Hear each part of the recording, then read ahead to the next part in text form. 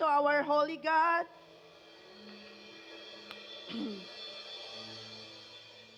Can we declare this? Panginoon, dakila ka.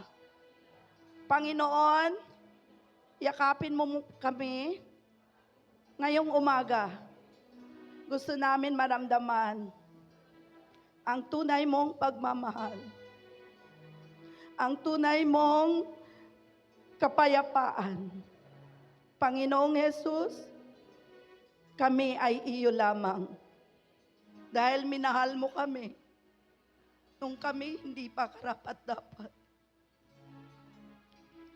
Yes, Lord, you have heard the cries of your people.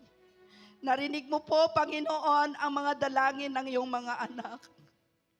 Lord, this morning, we want to come into the altar of your grace, oh God. Father, we speak to you. Touch our hearts. Make our hearts soft to your words. Humble us down, oh God. Lord, tanggalin mo po, Lord, ang mga balakid upang hindi namin ma-receive ang iyong salita ngayon. Panginoon, ikaw ang Diyos na makapangyarihan sa lahat. We declare today in our lives that you are our wonderful Savior. You are our Emmanuel. You are God with us. And salamat sa iyong mga promises that says that you will never leave us nor forsake us. Salamat, Panginoong Jesus, sa iyong dakilang pagmamahal. You first love us even if we are not worthy of your love, O God. Thank you for that wonderful love. And today, Father, we pray na bawat isa na nandito ngayon, mag-reveal ka po, Panginoon, Holy Spirit, Jesus Christ, what kind of love you have for all of us. We were once lost, but now we were found because of your love alone, oh God. Lord, I pray that your word will not fall to the ground. I pray that your word, oh God, will be planted, Lord, sa mga kasing-kasing that are fertile, oh God. And Lord, hindi po kami lalabas dito na empty pa rin, Panginoon. But Lord, after listening to your word, we will go out in this place filled with your love, filled with your comfort, filled with joy, and filled, Lord, with your peace that comes from you, oh God. Lord, I cancel mga distractions sa aming mga mind ngayon. Lord, if we are, Lord, filled with worries, anxieties, Lord, I command worries, anxieties, go away from our mind right now in the name of Jesus. And Lord, I pray for focus. Focus, oh God. Lord, looking unto Jesus, the only author and finisher of our faith, oh God. And thank you, Lord, for today. And we are so excited, Lord, once again to receive your word. I cancel any familiarity of your word. And Lord, I pray that your word, Lord, is always fresh sa mga puso namin, oh God. Thank you for a fresh revelation. Lord, use me as your mouthpiece, oh God. I am nothing without you. I need you, Holy Spirit. I need you, Holy Spirit. That every word that comes out from my mouth, it comes from you. And Lord, salamat that your word is a double-edged sword. It is powerful. It is mighty to break lahat-lahat, Lord, na mga things na hindi nanggaling sa'yo. And I pray, oh God, Lord, that your word, oh God, is like a mirror that will expose, Lord, every intention and motive ng mga puso namin. So salamat, Panginoon, for this wonderful day. Lord, whatever will be accomplished today, it is all for your glory, honor, and highest adoration. Nothing about us, but it's all about you, Jesus. In Jesus' name. Amen and amen. Pwede po ba natin palakpakan ang Panginoon natin? No? Can we give? No? our clap, our highest clap to the Lord ngayon. Okay lang ba 1 minute? 1 minute, ibigay natin ang pagpalakpak natin sa Panginoong Jesus. No? Salamat, sabihan mo, no, ang sarili mo. Salamat, Panginoon. Salamat, Panginoon. No? Sabihan mo yung sarili mo, salamat, Panginoon, at buhay pa ako ngayon. Amen ba? No? Won't you say that every day is a miracle of life? Di ba? Every day, nandito tayo ngayon, buhay pa tayo kasi hindi lahat po nagigising ng umaga. Kaya no, salamat sa life, sa joy na binigay ng Panginoon sa atin. Amen po ba? So are you happy that you are here today? Are you happy that you give the first fruit of your time today to the Lord? Amen ba? And I declare na whatever blessings or time you have given to the Lord, ibabalik ni Lord sa inyo yan, siksik, liglig, at umaapaw. Amen po ba? So, meron po ba tayong mga first-timers ngayon? Meron po ba tayong first-timers dito? Can I see hands, no, raised? Yung mga first-timers. Okay, wala. Okay. Meron or wala, palakpak naman tayo. Okay, no? Dito, meron po ba tayong first-timer? No, pwede bang tumayo lang po? No, tumayo lang po. O ayaw niyang tumayo. Sige lang, wag mong pilitin. At isabay mo na lang na tumayo, no? Meron tayo mga first-timers dito. Meron po ba? Meron, isa. Palakpak naman tayo. Dito, meron po bang first-timer? No? Meron po ba? Here, meron tayong first-timer? Ayan! Okay. Sige. 1, 2, 3. Ulit. Ulit. Sabihan mo yung katabi mo, ulit. Sige. 1, 2, 3. Okay. We welcome, no, ang mga first-timers. At hindi lang po first-timers ang nakikita ko ngayon. Meron po tayong mga balikbayan. Palakpakan natin si Lord. No? Meron ding balik CCFI. Glory to God. No? Meron din tayong mga second-timer. May nakita po akong second-timer. Bumalik po siya. No? Nag-church po siya last Sunday. Bumalik po siya. Bakit kaya siya bumalik? Tanungin nyo, bakit ka bumalik? Mamaya malalaman natin yan. So, no? Who would say that God is good? All the time?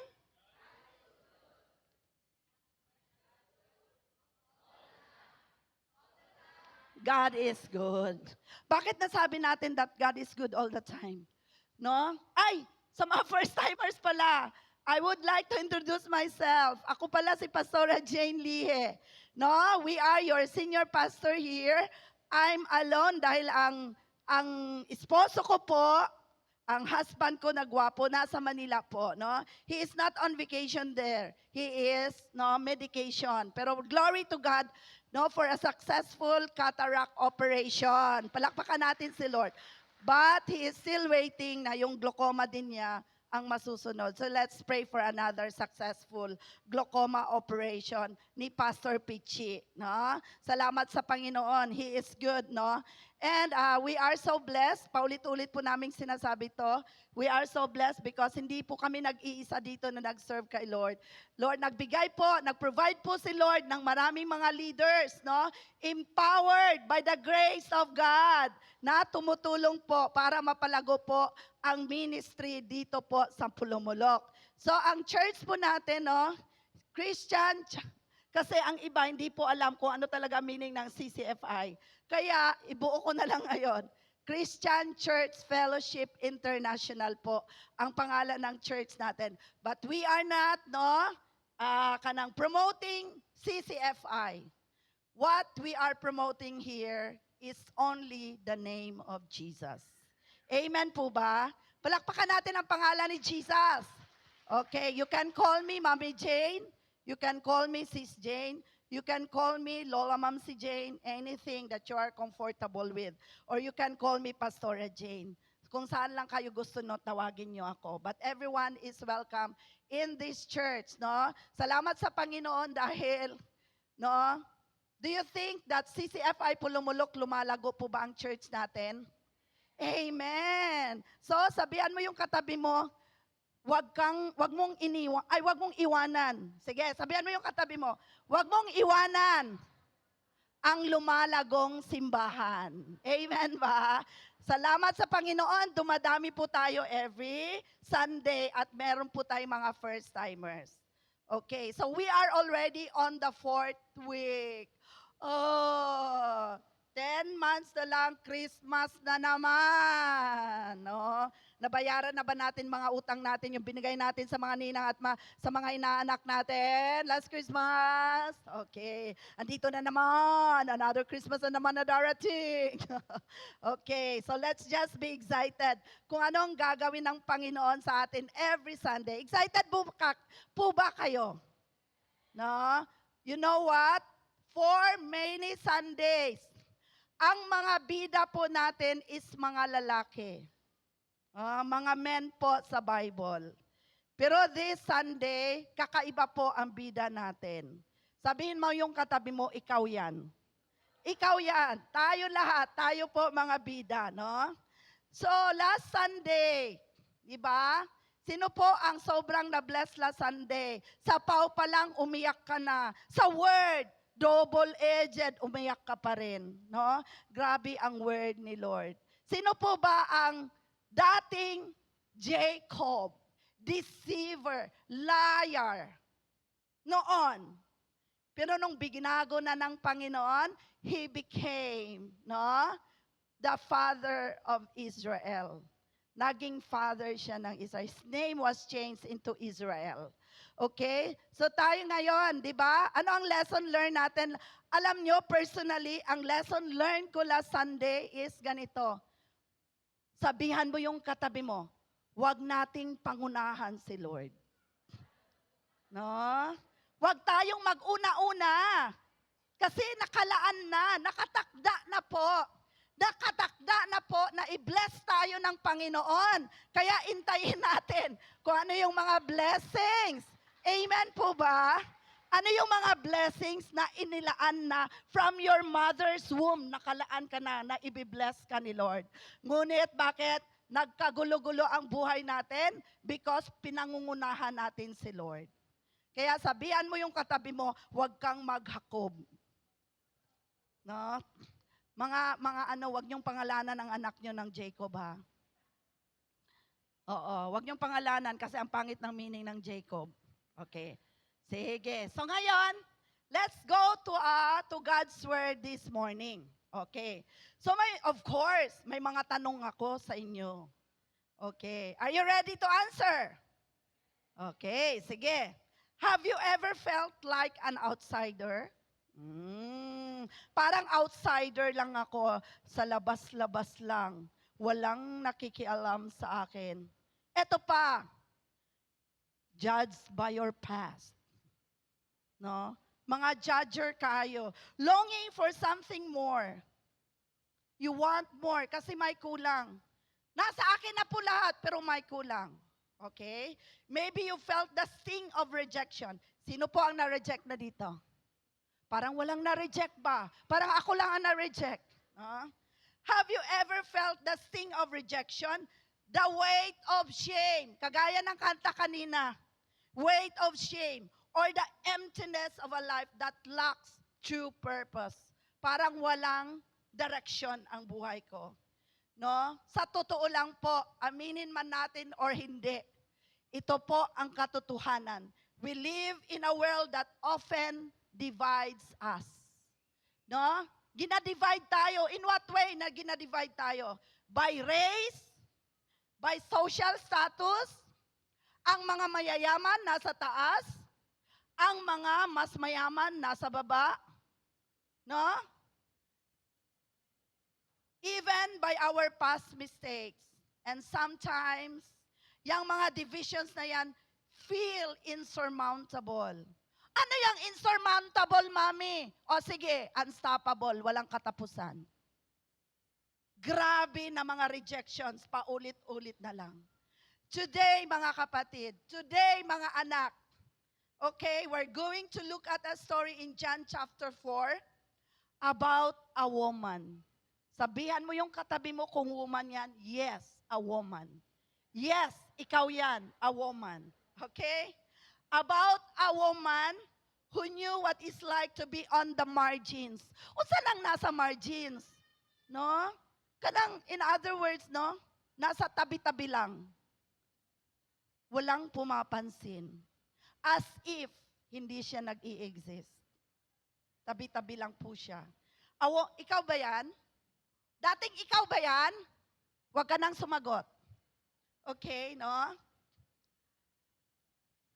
A woman who encountered, pero ito ang pinakamaganda. A woman who encountered Jesus and experienced the transformative power of His love. Ay, makailak, no? Sa nakailak niya sa kanta, nahilak ako. Hilakon lagi ko, no? Muning choleric nga hilakon. You know what? This is a story. No, this story is a testament to the fact that Jesus, di ba? This year, we are in the year of reconciliation, restoration, and renewal. To anyone, regardless of our background or regardless of our past. Okay, so the title of God's Word for today, can we all read? The Samaritan Woman, a story of reconciliation, restoration, and renewal. Kinsa makarelate, no? Okay, so ang text natin is sa John 4, 1:42. Hindi na po natin basahin lahat. Isa-isa, i-run through na lang po natin. So punta muna tayo sa summary. Itong pag-uusapan natin today. Sabi ko nga, no, the past few weeks, the past few months, ang bida natin is mga men. May bida, last Sunday, kontrabida, turn into bida. Protagonist and antagonist, sabi ni Pastora Jen. No? So bakit ang mga men, hindi ba kayo nagtaka, those who are reading the Bible, bakit ang mga men may mga pangalan? Bakit itong Samaritan woman lang, walang pangalan? Okay, kasi in the ancient times po, mga men lang yun ang always ginahatagan og importansya sa society. Sila lang po ang may mga pangalan. Di ba mga women, ginadaog-daog lang. Mga women, tabi-tabi lang. Ma-mention man na woman, pero walay pangalan. Di ba, pag i-mention ang imong pangalan, ano yung nararamdaman mo? Ay, kilala niya ang name ko. Di ba may mga tao na hindi maka-remember ng name? Kinsa gani ka? Unsa kayong pangalan? Ay, unsay mo pangalan? Tanaw sa ako ba unsay mo pangalan, di ba? Pero pag i-mention, Leia, o di ba? Ay, ang sarap, kilala niya ako. Di ba? Ganun po, no? Doon mo po maramdaman na pag na-mention yung pangalan mo, okay, you are special to that person. Okay, so let's see. Ngayon, ang topic natin is a woman. And hindi lang po siya woman, Samaritan woman pag yun siya, without a name. No? And let's see how Jesus transformed her to the woman God wants her to be. Okay, no? So, it begins, summary muna tayo. It begins with Jesus, a Jewish man, sitting by the well in Samaria. No? A region whose people were often despised by the Jews. Mamaya sasabihin ko. So in the heat of the midday sun, a woman from Samaria comes to draw water, and Jesus, tired and thirsty, asked her for a drink. Yan po ang summary natin. Second, no?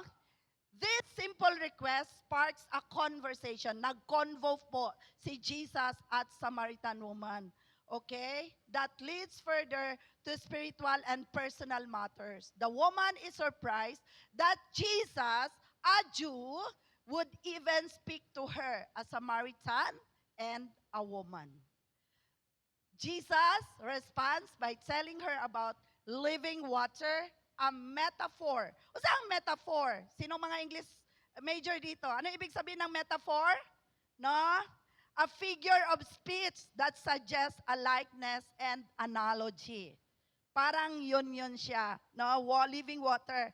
Ano tong analogy nito? It's like the spiritual nourishment and eternal life that He offers. Si Jesus may ino-offer dito na living water sa woman. So as their conversation progresses, Jesus reveals, ito na ang mga nangyari. His knowledge of the woman. Walang sinabi ang woman, pero sinabi ni Jesus sa kanya, ang past niya, including her multiple marriages. She has 5 husbands, and the one she was with was not even her husband. Okay? Hello, si Jesus. Okay? But, far from condemning her, He speaks to her with compassion and understanding.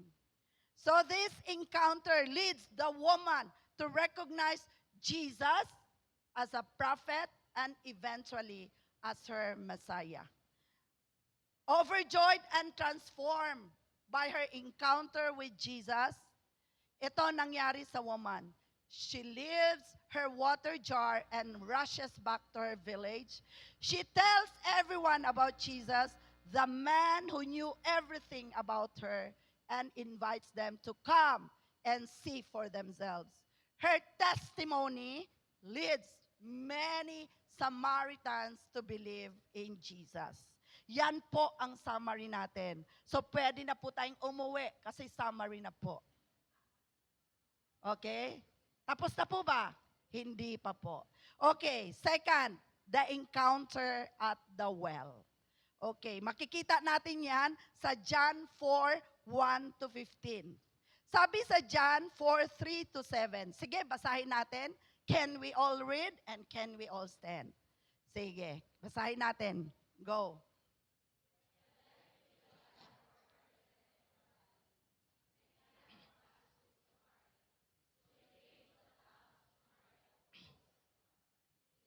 Near the field that Jacob has given to his son Joseph.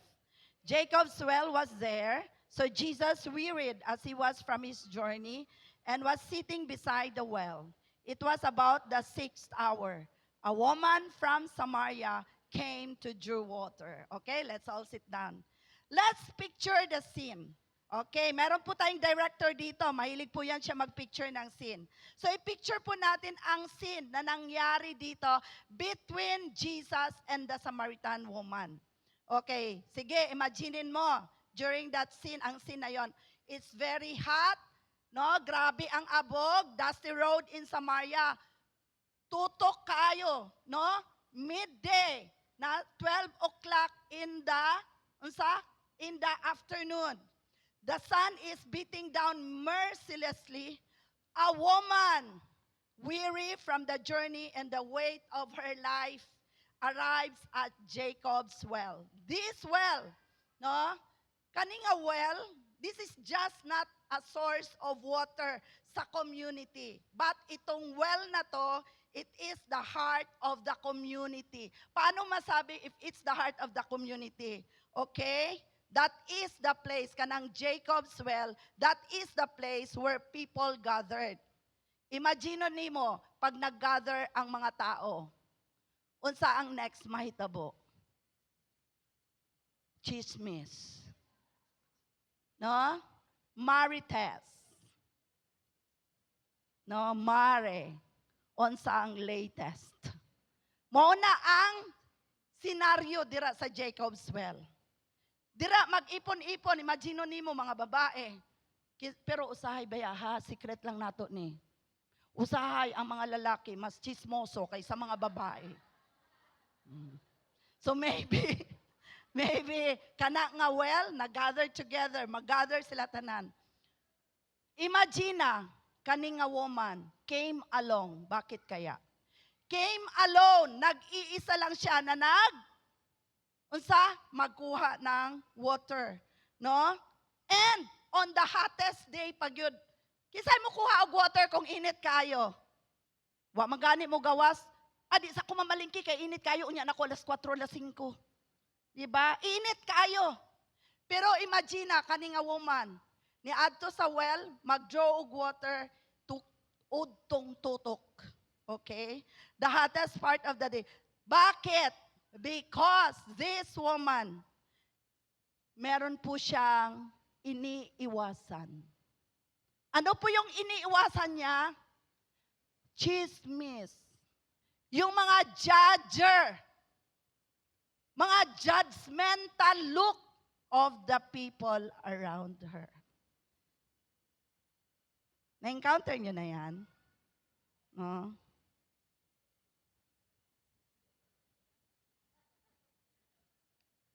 No? Mga mata ni Angelita. No? Mga judgmental eyes of others. She was, sabi ko nga, she was not only a woman, but she was a Samaritan woman. Doble marginalized in that society. No? Wala nang pakialam ang mga tao sa kanya.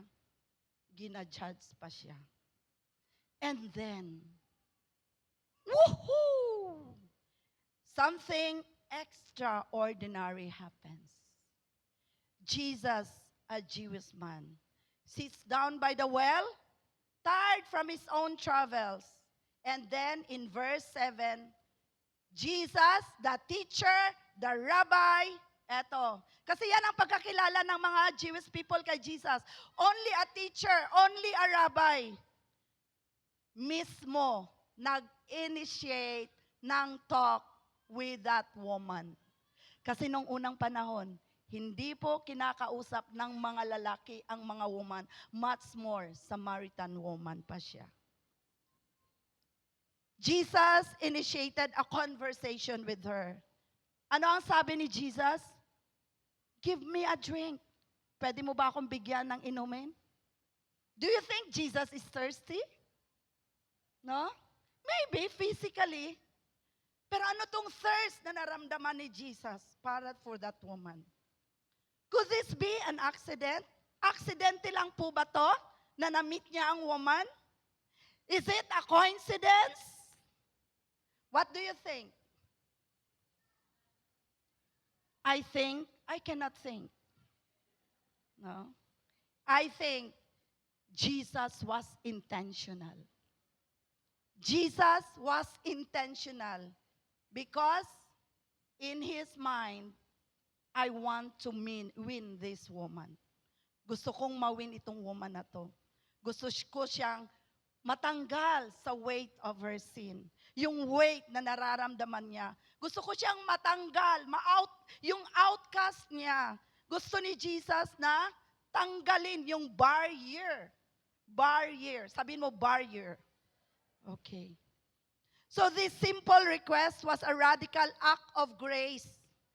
Jews and Samaritans despise each other. We men, sabi ko nga, didn't speak with women in public. Let alone, no, initiate a conversation. Pag may makita na woman, nobody will speak to her.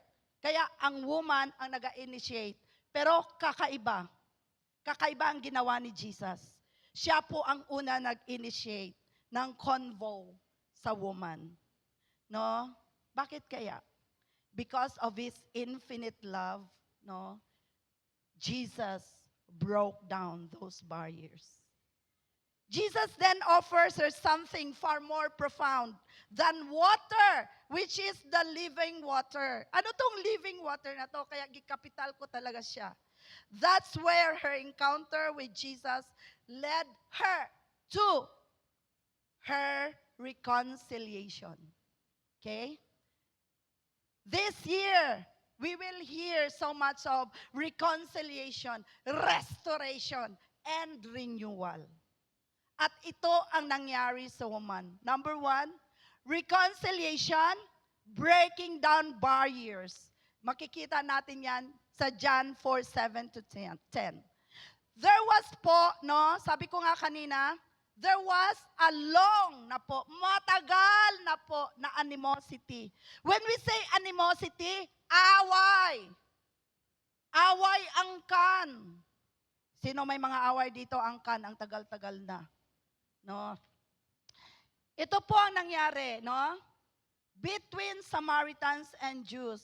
Ano po, saan po nag-ugat ang away na to between Samaritans and Jews? Di ba nung unang panahon, nung si King Solomon po ay namatay na po, ang kanyang anak na si Jeroboam, nag-rule na po sa Israel. And si Jeroboam nag-cause ng division. Na-divide po ang Israel. Nagkaroon ng northern at nagkaroon ng southern Israel. At itong mga northern Israel na to, no? They were captured by the Assyrians. At naging capital city nila is Samaria. So anong nangyari? No? During that time, ang mga Jews sa northern Israel nagkaroon ng mixed marriages between Assyrians at mga Jews. Kaya they were despised by the pure Jews. Ano lang ang reason for long animosity? Nagkaroon ng mixed marriages, hindi pure. Yan po ang nangyari. Grabe, no? Yan po ang nangyari. Kaya, never ang mga Jews makipag-go along sa mga Samaritans. No? They are enemies talaga, long-time enemies. No? At ang tinatawag natin is, hindi po sila pure, hybrid po sila. Dahil sa mixed marriages na yan. But, anong ginawa ni Jesus? By speaking to the woman at the well, the Samaritan woman, Jesus broke down the walls of his hostility between Jews and Samaritans, demonstrating that his love extends to all people. Ang love po ng Panginoon extends to those who will believe and accept him. To all people. No? Si Jesus mismo, di ba? Sabi nga sa Bible, Jesus first loved us while we were still sinners. Hindi ka po minahal ng Panginoon nung ikaw ay perfect ka na. When you are sinless, dahil wala pong sinless dito sa mundo. He initiated at hindi lang siya nakipag-usap. Gusto ni Jesus i-extend at i-demonstrate yung totoong love na yan. At ginawa niya yan sa isang outcast na woman. A woman and a Samaritan woman. Okay? Overcoming societal prejudices and religious divides. Diba? Sa society, ang mga mayayaman, nasa taas lang talaga yan. Nobody will make pansin to you. Okay? Ang mahirap, lalong maghirap. Ang mga mayaman, lalong magiging mayaman. But Jesus broke that barrier. Makikita natin sa 2 Corinthians, paulit-ulit po natin tong sinasabi. Basahin natin ulit, okay? 2 Corinthians 5:18-19, go. From God, through Christ, reconciled us to himself and gave us the ministry of reconciliation. That is, in Christ, God was reconciling the world to himself, not counting their trespasses against them, and entrusting to us the message of reconciliation. Sino ang umattend ng LGS last Friday? Okay? Dito po in-emphasize, okay? Kung totoong Christian tayo, magkakaroon po tayo ng totoong compassion para sa lost. Amen po ba? That's why in this church, we are inviting people. We are sharing the love of Jesus to others. Because in the first place, sinasabi po dito sa verse na to, na reconciled na po tayo. God reconciled us to Him through our Lord Jesus Christ. And through kay Jesus Christ, our sins are forgiven. And because of that, dahil na-reconcile tayo, no? Sa ating Panginoong Diyos, na-reconcile ka. Kaya when you accepted Jesus Christ as your personal Lord and Savior, binigyan ka na kaagad ng ministry. Ano yung ministry na yan? The ministry of reconciliation. Dahil hindi lang sarili mo ang i-reconcile mo sa Panginoon. Itong reconciled mo na self, magdadala ka rin ng mga tao who are lost, who are lonely, who are confused, who are conflicted. Dadalhin mo din doon sa paanan ng Panginoon. Amen po ba? That's why binigay to ng Panginoon sa atin. And this verse is clearly illustrated in the story of the Samaritan woman and Jesus. Jesus po mismo. No? Letter A, when we are reconciled back to God, no? We are reconciled with God. Paano na reconciled? He reconciled the woman to himself. Ano ang ginawa when we are reconciled back to God? God offering us forgiveness. He forgives us, and after forgiving us, He accepts us. Tanggap na kita, anak. Okay, minsan tayo, forgive na kita, pero hindi pa kita tanggap. Diba? Forgive na kita, pero hindi ko pa makalimutan ang ginawa mo sa akin. But God, when He reconciled us to Himself, He offered us forgiveness. Pinatawad na niya tayo ng ating mga kasalanan. Kinalimutan na niya lahat ang mga kasalanan natin. Ang tao, pabalik-balik. Maayo untag kwarta ang ibalik-balik. Pero minsan, ang ginabalik-balik ang imong past. Ang mga pagkakamali mo. That's why Jesus offers the living water to the Samaritan woman. No? Just a woman, but the Samaritan. No? Itong living water na to, hindi lang po inoffer ni Jesus sa Samaritan woman. Lahat tayo na nandito ngayon, and even sa lahat ng mga tao na nangangailangan ng living water, Jesus offer this to us. Amen po ba? Meron na po ba nasa isip nyo ngayon na sharean mo ng living water na to? Itong living water na to, symbolizing the invitation to restore our broken relationship with God. Amen po ba? And letter B is when we are already reconciled back to God, no way na hindi tayo ma-reconcile with each other. Tama po ba? Una muna kay God ang reconciliation. And after reconciliation to God with others. Paano yan? He also began the process of reconciling her to her own community as her testimony became a bridge between them and Jesus. If you read the story, no? The story, tapusin ninyo. After nga, na-meet niya, na-receive ng Samaritan woman ang salvation niya gihatag ni Jesus. You know what? Unsay gihimo sa woman? Wala lang siya naglingkod. Giluwas naman ko ni Jesus. Okay na ko dire. Unsang gihimo sa woman? Nidagan siya sa iyang community. Ug ningon siya, come and see. You know what? That is also happening here sa church. Meron po tayo mga first-timers dito. No?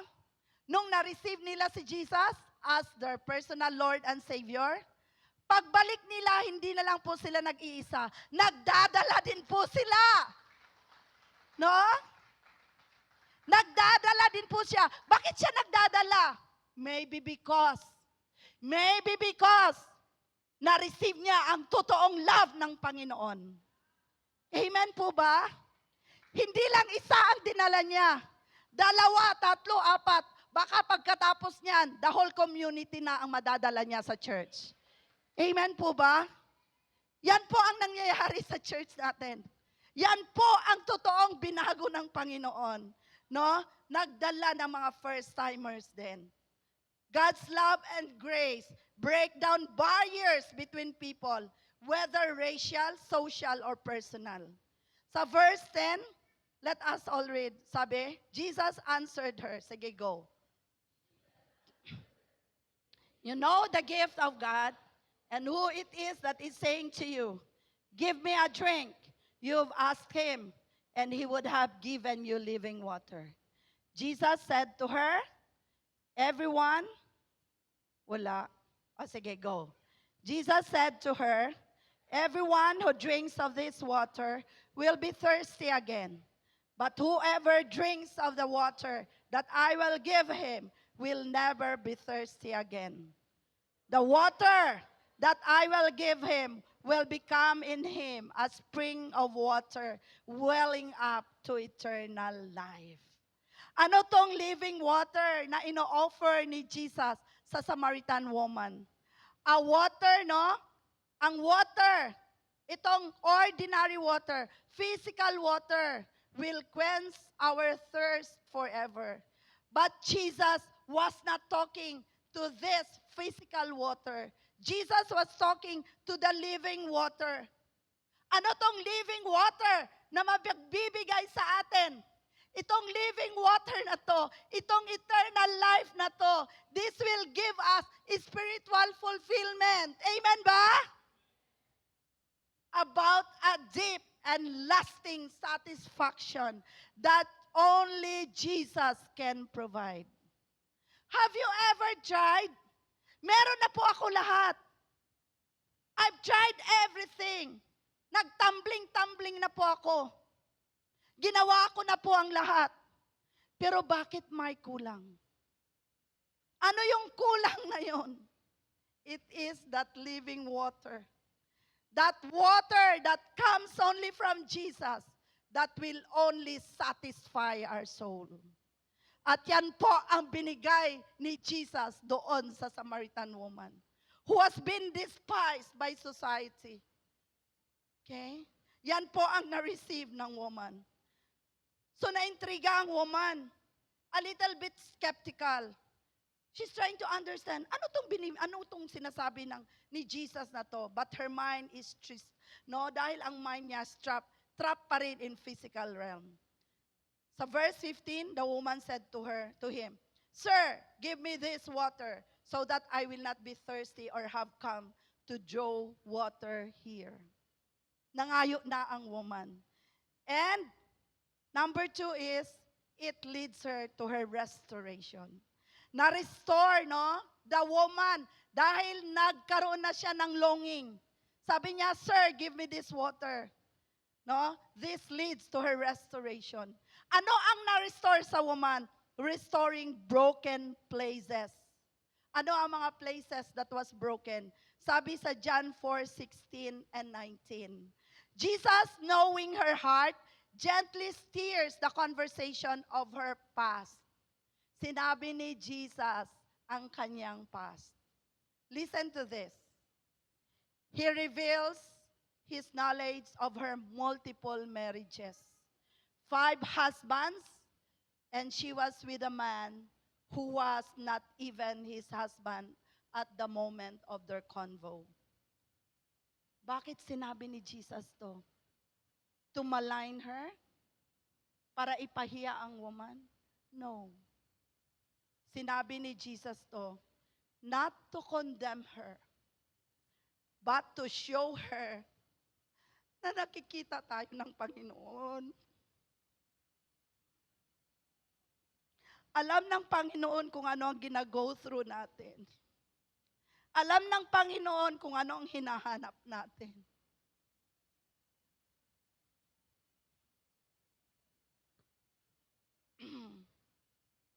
Kilala tayo ng Panginoon. Kilala ka ng Panginoon. Jesus knew the woman. And Jesus loved her anyway. Parang tayo, minahal tayo ng Panginoon.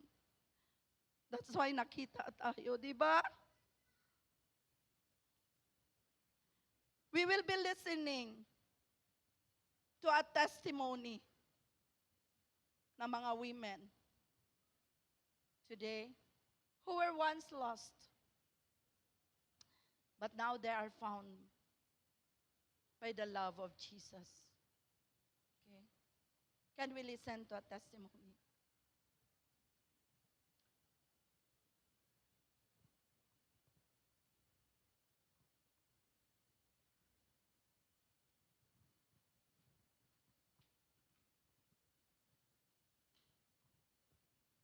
Good morning. I am Molly Fegulanday. I came from a broken home. My father left us when I was still little, and my mother, wanting to provide for me, work in Manila, left me with my aunt. That's when the emptiness and wounds in my heart began. Growing up, I was so thirsty for love, attention, and care. In my desire to fill the void and feel love, I sought it in things, places, and people. I thought that to keep people from leaving me, just like my parents did, I needed to be excellent. I had to be great at everything, especially in my studies, to prove myself and make them want me in their lives. But I realized that wasn't enough. I also tried seeking love through friends, thinking they would make me happy, but instead, they led me into the wrong vices. I involved myself in the wrong relationships just to fill the void and feel loved. I entered a relationship with another woman, hoping she would understand me because we were both female. But I was left even more wounded. Then I thought maybe I would find what I was looking for in a relationship with a man. But again, I was wrong. I only ended up pregnant and abandoned. I became a single mother. Even then, my search for love didn't stop. Wanting my child to have a father and to build the complete family I never had, I settled for a relationship with a married man. I thought that would make me whole or give me the love I long been searching for. But in the end, I grew tired, I wasn't happy, I still felt incomplete. And in the most broken season of my life, when I had nothing left to give, God met me. I remembered his love. I had heard the gospel back in college, but I never experienced God in a personal way. I didn't understand his love because I was too stubborn in my youth. Truly, God is faithful to be found by those who seek him. I humbled myself before the Lord.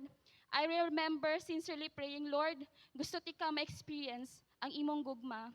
Just like the Samaritan woman, God knew everything about me, every wound, every mistake, every sin, every longing. And yet, he still pursued me with his love. Before I even chose him, he had already chosen me. Before I ever loved him, he had already loved me. He offered me water that would quench my thirst forever. He is that living water, his love which never judged me. I experienced God loves personally. I realized that his love was what I had been searching for all along. I accepted Jesus as my Lord, followed him, and served him. Every single day, he continues to reveal himself and his love to me. When I finally became satisfied in God's love, when I was content even without a partner in life, I told him, Lord, okay na ko na ikaw ug ako ug si Brave lang. But God's plans were greater than mine. The deep desire, the deep desire I had for a complete family, the one the one I had prayed for so long, he granted. He gave me a godly man to build a family with, a family that serves him. He rewrote and redeemed my story. And now, just like the Samaritan woman, I will not be ashamed to proclaim God's love. I will allow him to use my life so that others may also experience a love that never fails. I was once clingy to men and trapped in wrong relationships, but now I am fully dependent on my Abba Father who loves me so much. Glory to God.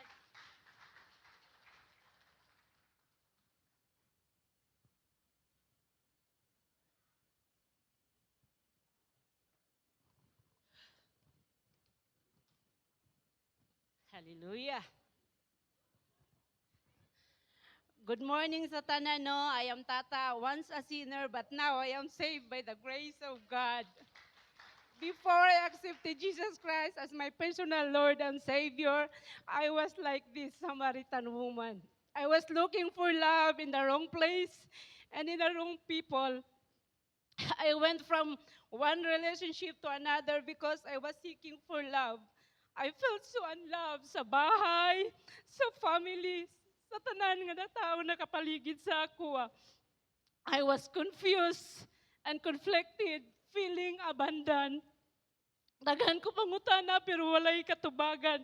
Usahay musimba ko pero daw saway lang kay kanang ano gud kanang musimba lang Japon paggawas wala kay kanang dali lang Jesus. Daw saway lang musimba kay balik-balik Japon sa pagpakasala. Dili mahadlok sa pagkasala tungod kay wala may tinuod nga relasyon sa Ginoo. That time, abi na ako ang tunay na kalipay na sa karelasyon o naa sa pag-inom-inom. Dati dahil palaigit ko kaayo. Pero walay trace. Hallelujah. Pero niabot ang time na kadang ikapoy na jud ko sa akong kinabuhi. O naigigamit si Lord nga ang mga tao para mubalik ko sa iya. And praise God again. Nakita na ko, I found Jesus. I feel His love. And He covers me, surrounded me, and comforted me. I received His forgiveness, and I realized na forgive po na ako ang akong kagalingon kay kadto the time if nibalik si God impyerno jud ko, so dili jud mo sugod si Lord nga maimpyerno ko. O karon dili na ako ma-imagine ang akong kinabuhi without Jesus. And atong mga pangutanan ako sa una natubag yun. Praise God. And right now, God has given me buwas sa akong kinabuhi. And I thank God sa akong husband, no? Dili man perfect, pero almost. Hallelujah. Ang tanan yun. Himaya lang yun sa Ginoo. Daghang salamat.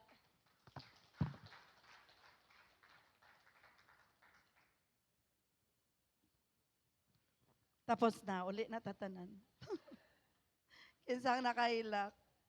Kinsa na blessed? Amen ba? That's the kind of love, no? Jesus has for all of us. His omniscience wasn't meant to shame us or her. Okay? But to awaken her to her deep spiritual need. He's so beyond her past to the woman she could become. Jesus restored the woman's dignity, her sense of worth. He saw her not as her past defined her, but as a person worthy of love and redemption. He healed the woman's brokenness and in her heart and gave her a new identity. Makahilak man. Jesus reveals the woman's past, acknowledging her 5 marriages and current situation. Despite this, He does not condemn her, but Jesus offers her living water. This is a pivotal, crucial moment to the woman. The woman realizes that she's not talking to an ordinary man. In verse 17, sabi niya, "Sir, I perceive that you are a prophet." Then from verses 20 to 24, Jesus stirs up that longing in her heart for spiritual truth and something more. Like what happened to our 2 women. They are not already ashamed to testify ang past nila because their past, same for us. We are not defined sa atong past. Amen po ba? Kinalimutan na ng Panginoon lahat yun. Then sa verse 25, Jesus, no, na-reveal ang longing sa woman for the Messiah, though she was a Samaritan. She recognizes her own spiritual thirst. Na-recognize niya, acknowledges niya na may something wrong. Meron siyang water na hinahanap-hanap. Okay? At itong own longing na to for something more. And then Jesus reveals Himself. Sabi ni Jesus, "I am He." He says, referring to the Messiah, imagine the weight of this world na nanggaling kay Jesus. The Messiah, the hope of Israel, revealing Himself to her, a Samaritan woman, an outcast. You see?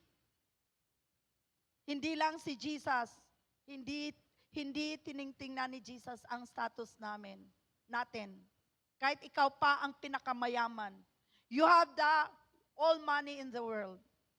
But if you are not thirsty for the living water, hindi mo mahahanap si Jesus. Okay? So ano nangyari, no? na-restore ang personal identity ng woman. Jesus recognizes her pain but offers a way to find purpose and healing beyond her past mistakes. You see, hindi po sagot ang mga lalaki sa mga needs natin. Hindi po sagot ang bana. Si Jesus lang po ang sagot. Mga bana and asawa, bonus na lang po yan. Okay? When Jesus was restored, when the woman was restored, na-restore ang iyang personal identity, na-restore po ang worth sa woman. Di ba? Palipat-lipat siya ng relationship. Actually, itong story na to, it's not only for the woman. Marami din pong mga men, palipat-lipat ng mga relationship. Okay? No? In Christ, our past does not define us. He restores us to a place of dignity and value in His eyes. Okay? Binibigyan po tayo ng value ng Panginoon. Sabi sa Ephesians 2:10, can we all read? Go. For we are His workmanship, created in Christ Jesus for good works, which God prepared beforehand that we should walk in them.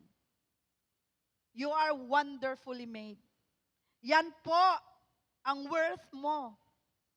Hindi ka po, ang mga babae, you are not worth of a condom. You are worth of a wedding ring. Mga babae, please, don't pursue. Huwag mong sirain ang sarili mo for a wrong love. Always wait, mga women. Remember this, mga women. Just as like Jesus pursued the Samaritan woman, mga lalaki din po ang mag-pursue sa mga women. Lalaki, kayo po ang mag-pursue sa mga babae dito. Hindi po babae ang mag-pursue sa mga women. Okay? Sa world, ang standard sa world, if you have it, flaunt it. Pero sa standard ni Lord, ang lalaki po ang mag-pursue sa atin. That is your worth. You are worthy. Mga single women, single men, listen to this. Mga women, you are worthy of a wedding ring. Hindi po condom ang ibibigay ng mga lalaki sa inyo. Wedding ring. Kung totoong love kayo ng lalaki, he will wait. Amen po ba? Hindi niya sasabihin, kung love mo ako, let's go to the next level. Hindi po totoong love yan. Amen po ba, mga babae? So si Mami Jane maninood man. Because that's true. And I want you to be protected by that. The love of God will pursue us. Amen po ba? And because the woman was restored sa iyang worth, it is an invitation of healing also. Itong invitation na to is for everyone who needs restoration. Sino nangangailangan ng restoration dito? Jesus wants us, invited us to leave behind the brokenness of our past. Biyaan mo na yan. Kung na-broken ka in the past, hindi mo na may babalik yan. What is done cannot be undone anymore. No? Because Jesus, He offers this love. Embrace that love. No?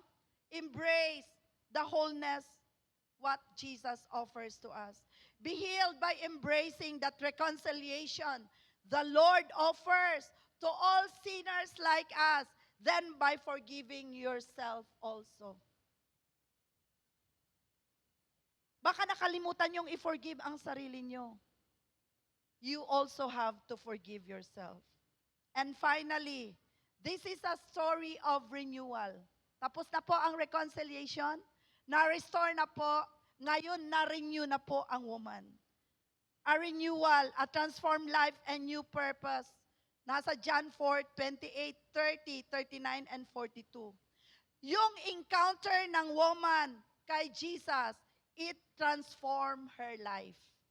Renewal through Christ. Ano ang nagbibigay ng renewal sa kanya? The encounter when she received the living water. Yung living water na yon symbolizes the inner transformation that comes from knowing Jesus. Kaya tayo dito, talagang sinasabi natin na dapat kung tinanggap natin si Jesus, talagang meron talagang transformation. May pagbabago talaga. Anong pagbabago? Yung mga ugali natin. Yung mga kasalanan, wag na nating balikan. And you know what? Kung nagbago yung inside mo, lalabas outside. Kaya nga sinasabi natin dito, when the people who encounter Jesus, nagkaroon ng beauty inside out. Literally po, nung nagkaroon ng transformation because of Jesus, sa totoo lang po, yung mga mukha natin, lagom kayo itong una. Kasi darkness We are in sin. Pero nung binago na tayo ng Panginoon, bakit? Skin glass ka na ngayon. Glass skin glass skin. Bakit nag-shine ang mukha mo? Bakit nag-sinaw-sinaw ka? Kasi we are in the light. Glass skin dili skin glass. No? Ganyan po. No?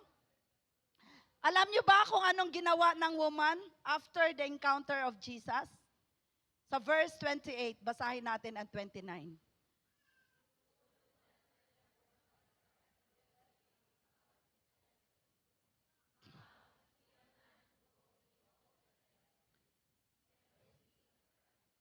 Okay. Anong ginawa ng woman? She leaves her jar. She leaves her water jar. Yung water jar na yan, that's the very reason she came to the well and runs back to her village. Okay? Let's go to the letter B, living out a new purpose. When she encountered Jesus, nagkaroon siya ng bagong purpose sa buhay niya. No? Her renewed life results in sharing good news to others. Palakpakan natin si Lord. No? Leading them to Jesus. That's why dito sa atin, nung na-encounter natin si Jesus, we invite our family members. Amen po ba? We invite our friends. We invite our neighbors.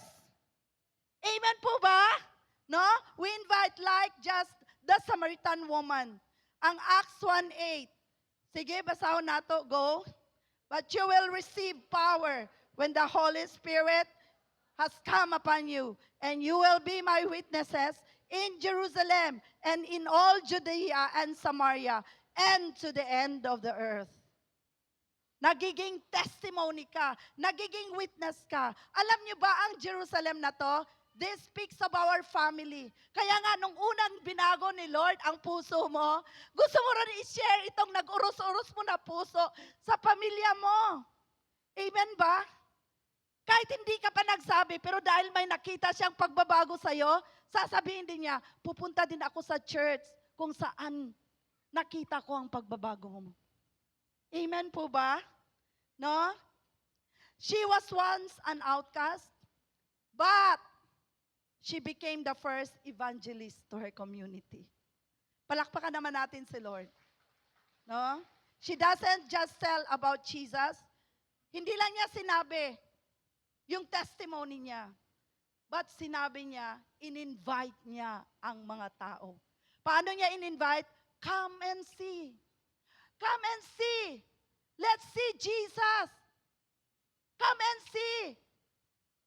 Dalhin mo sa church para marinig niya rin ang word ni Lord. No? Her testimony, born from a personal encounter with the living water, is so compelling that many Samaritans went out of the town and were coming to Jesus. Then sa verse 39 and 42, sige, basahin natin, go. Believe in Him because of the woman's testimony. He told me all that I ever did. So when the Samaritans came to Him, they asked Him to stay with them. And He stayed there for 2 days. And many more believed because of His word.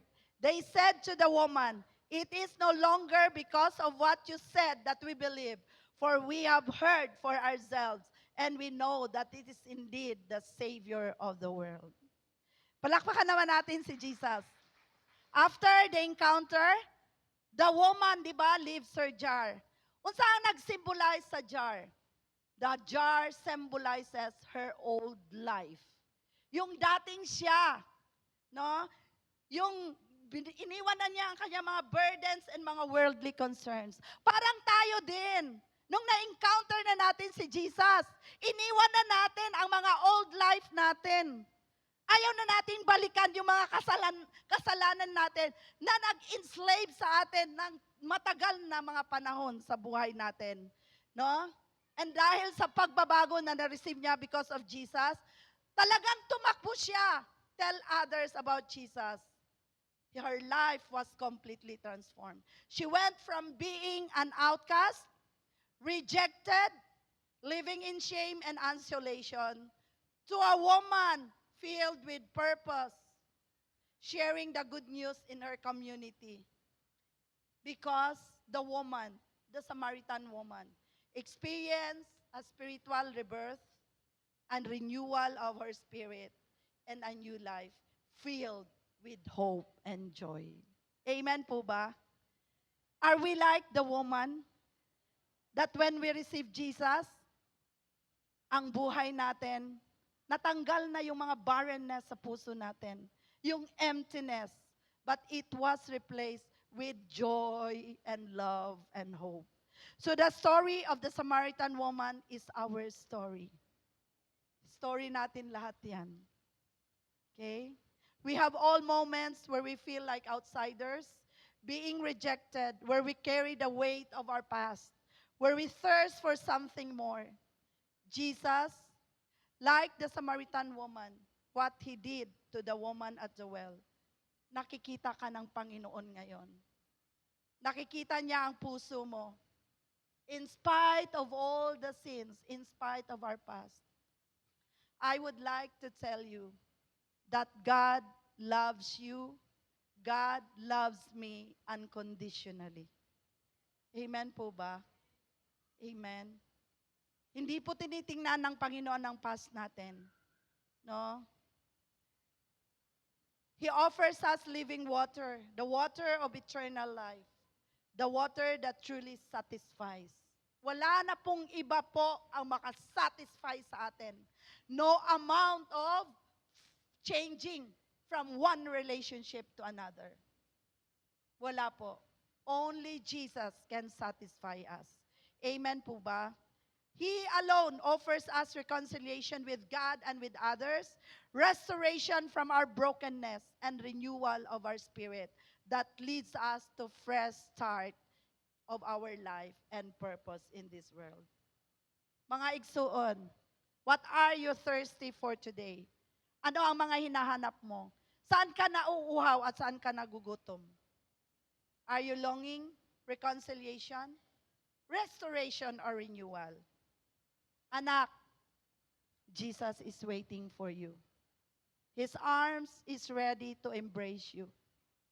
May I call on now the first-timers? Do you want to receive this kind of love? Sa mga first-timers who are here na naka-listen sa word ni Lord.